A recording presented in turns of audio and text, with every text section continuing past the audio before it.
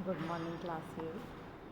आज मैं आप लोगों को कबीर नामक पाठ पढ़ाने जा रही हूँ बच्चों। आपकी पुस्तक में वसंत में क्लास 8 की 9th नंबर का चैप्टर है कबीर की साखियाँ।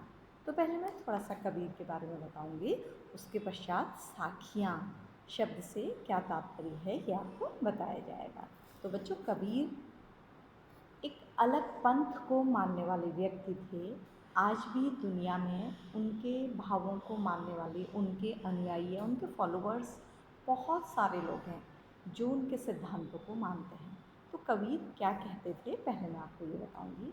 कबीर कहते थे कि बच्चों, ईश्वर को समझने के लिए हमें मूर्ति पूजा की आवश्यकता नहीं है और ईश्वर को प्राप्त करने के लिए हमें किसी प्रकार के बाह्य आडंबर की आवश्यकता नहीं है। अगर हम अच्छे काम करें, हम ज्ञान प्राप्त करें, परोपकार करें, तो हमें ईश्वर की प्राप्ति हो जाती है। और वो ईश्वर और ज्ञान को एक दूसरे का पर्यायवाची मानते थे। वो मानते थे कि जिस व्यक्ति ने ज्ञान प्राप्त कर लिया है, जो व्यक्ति शिक्षित है, वो ईश्वर के स्वरूप को पहचान सकता है और ईश्वर के लिए किसी पाखंड की, किसी माला को जपने की, मंदिर में जाने की या घंटी बजाने की कोई आवश्यकता नहीं है। साखियाँ शब्द जो है, साखी शब्द बना है बच्चों, साक्षी, विटनेस। तो इसका तात्पर्य है कि कबीर ने अपने आसपास जो देखा, उससे उन्हें जो महसूस हुआ, साक्ष्य किया, जिसका जो देखा उसके बारे में उन्होंने लिखा। तो कहा जाता है बच्चों, बड़े आश्चर्य की बात है, कहते हैं कि कबीर पढ़े लिखे नहीं थे। उन्होंने स्वयं भी कहा है कि मसी कागज छुयो नहीं, कलम लही नहीं हाथ। मतलब मैंने इंक और कागज़ कभी छुआ ही नहीं, स्याही और कागज़ को कभी हाथ ही नहीं लगाया। तो ये कैसे पॉसिबल है कि हम उनकी जो दोहे हैं उनको पढ़ रहे हैं। तो बच्चों ध्यान दीजिएगा कि कबीर गुनगुनाते थे। जब वो काम करते थे, जुलाहे थे, वो अपना वीविंग का काम करते थे, कपड़े बुनते थे, तो उस समय वो गुनगुनाते थे। तो जो वो गुनगुनाते थे, उनके शिष्य उन बातों को लिख लिया करते थे, कलमबद्ध कर लिया करते थे। तो वही हमारे सामने कबीर की रचनाओं के रूप में है। कबीर की एक ही पुस्तक है, बीजक, और वो भी उनके द्वारा नहीं लिखी गई है, उनके शिष्यों के द्वारा लिखा गया है और उसको बाद में कवियों के द्वारा संकलित किया गया है या छांट कर एक पुस्तक का रूप दिया गया है। ठीक है। इस साखी में हम दोहों को पढ़ेंगे। 5 दोहे हैं बच्चों। तो कबीर के दोहों में हैं तो दोहे छोटे, लेकिन जीवन के लिए अर्थ छिपे हुए हैं। तो आप ध्यान दीजिएगा, कबीर विभिन्न उदाहरणों के माध्यम से हमें किस प्रकार से समझाना चाहते हैं। तो कबीर के जीवन के बारे में बच्चों प्रामाणिक कुछ भी पता नहीं है जो सच हो, लेकिन कहा जाता है कि एक विधवा ब्राह्मणी के पुत्र थे जिन्होंने समाज की निंदा के कारण इन्हें लहर तारा नामक तालाब के किनारे छोड़ दिया था और वहाँ से नीरू और नीमा नाम के दुलाहे दंपत्ति थे बच्चों, पति पत्नी थे, वो इन्हें अपने घर ले गए और उन्होंने इनका पालन पोषण किया। बाद में ये बड़े हुए, जुलाहे का काम करने लगे, इनका विवाह हुआ और इनके कमाल और कमाली एक पुत्र और पुत्री भी थे। ठीक है। तो एक एक करके मैं आपको दोहों का अर्थ बताऊंगी। इसके लिए जीवन में क्या हमें फॉलो करने के लिए कहा गया है वो भी बताऊंगी। तो सबसे पहला है बच्चों, जिसमें ये ज्ञान दिया गया है कि हमें किसी व्यक्ति के बारे में अपनी धारणा उसके बाहर से, जो उसका शारीरिक आकार है या उसकी जाति है या उसका बड़ा परिवार है, उसको देखकर उसके बारे में धारणा नहीं बनानी चाहिए। क्या करना चाहिए कि उसमें कितना ज्ञान है, कितनी समझ है, इससे उसके बारे में धारणा बनानी चाहिए। तो पहला है, जाति न पूछो साधु की, पूछ लीजिए ज्ञान। किसी भी सज्जन व्यक्ति का या हम किसी के बारे में जानना चाहते हैं तो उसकी जाति से, उसके परिवार से, उसके बारे में हम कोई राय ना बनाएं।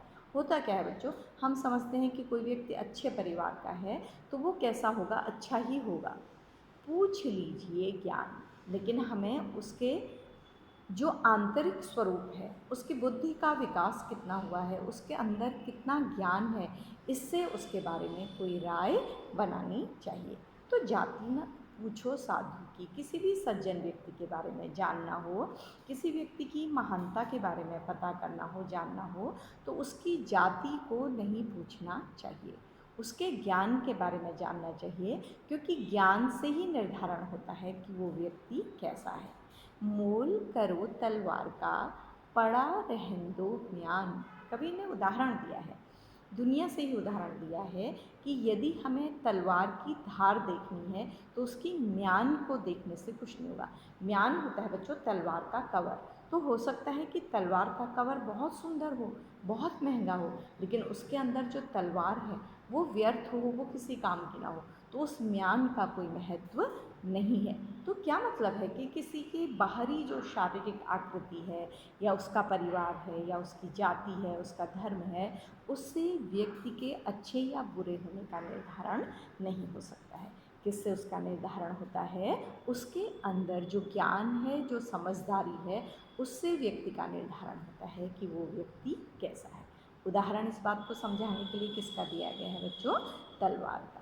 तो ये आपको समझ में आ गया होगा कि किसी भी सज्जन व्यक्ति के बारे में यदि हमें जानना है तो उसके जाति, उसके बाह्य आकार के बारे में कभी पूछना नहीं चाहिए, या उससे उस व्यक्ति के बारे में कोई राय नहीं बनानी चाहिए। किससे उस व्यक्ति के बारे में निर्धारण करना चाहिए? उसमें कितना ज्ञान है, क्योंकि जिस प्रकार से तलवार के बारे में यदि उसका मूल्य जानना हो तो उसकी धार देखनी चाहिए, उसके बाहर की म्यान से उसके मूल्य का कोई मतलब निर्धारण नहीं हो सकता है। ठीक है। तो अगला है बच्चों, समाज में आपने देखा होगा कि दो लोग जब साथ बैठते हैं तो ये फीलिंग या ये एक्सपीरियंस हमारे साथ परिवार में भी होता है, क्लास में भी होता है, बाहर आप सड़कों में देखते होंगे चलते हैं तब भी होता है कि दो व्यक्ति आपस में, एक व्यक्ति ने अनजाने या समझकर किसी व्यक्ति को एक गाली दे दी, एक अपशब्द कह दिया, कोई गुस्से में शब्द कह दिया, तो वो व्यक्ति क्या करता है? वो समझता है मैं भी कम नहीं हूँ, वो उसके बदले क्या कर देता है? 2-3 गालियाँ दे देता है या 2-3 बार अपशब्द कह देता है। तो होता क्या है, इस तरह से जो उत्तर और प्रत्युत्तर क्या होते जाते हैं? बढ़ते जाते हैं। एक गाली की 2 गालियाँ होती हैं, 2 गालियों से फिर बढ़ती जाती हैं, फिर कोई भी व्यक्ति रुकने को तैयार नहीं होता है। तो कबीर कहते हैं ऐसे समय में जब हम देख रहे हों कि झगड़ा बढ़ने वाला है तो हमें क्या हो जाना चाहिए? शांत हो जाना चाहिए। तो क्या कह रहे हैं देखिए, आवत गारी एक है। जब शुरुआत होती है किसी झगड़े की तो एक अपशब्द उठता है, किसी के मुंह से एक अपशब्द निकलता है, या गुस्से में एक शब्द निकलता है, उलटत हुई अनेक, लेकिन जो व्यक्ति उसका प्रत्युत्तर देता है, ठीक है, जो रिएक्शन करता है, उस एक गाली का या एक अपशब्द के क्या हो जाते हैं? कई अपशब्द बन जाते हैं। ठीक है।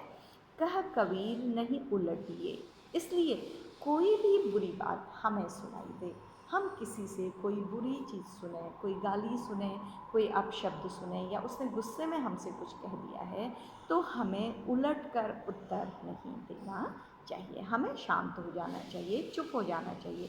तो उसका परिणाम क्या होता है? वही एक की एक। यदि हम चुप हो गए तो वो गाली कितने में समाप्त हो जाएगी? एक ही गाली में समाप्त हो जाएगी। दूसरा व्यक्ति भी जब ये देखेगा कि हम शांत हैं, हम उत्तर नहीं दे रहे हैं, तो वो भी स्वयं क्या हो जाएगा बच्चों? चुप हो जाएगा।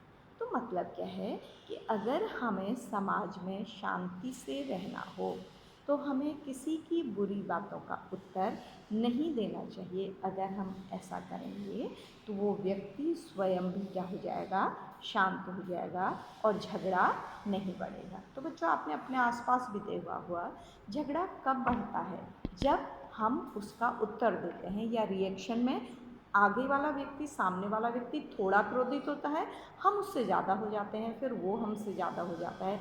इस तरह से कभी कभी मारपीट की नौबत भी आ जाती है। तो इसलिए हमें अगर समाज में शांति से जीवन यापन करना है तो हमें किसी की बुरी बातों का उत्तर नहीं देना चाहिए। तो इस तरह से बच्चों ये दो दोहों का अर्थ हो गया है। अगले वीडियो में मैं फिर बचे हुए दोहों का अर्थ बताती हूँ। तो इसका लिखित कार्य मैं अपनी अगली कक्षा में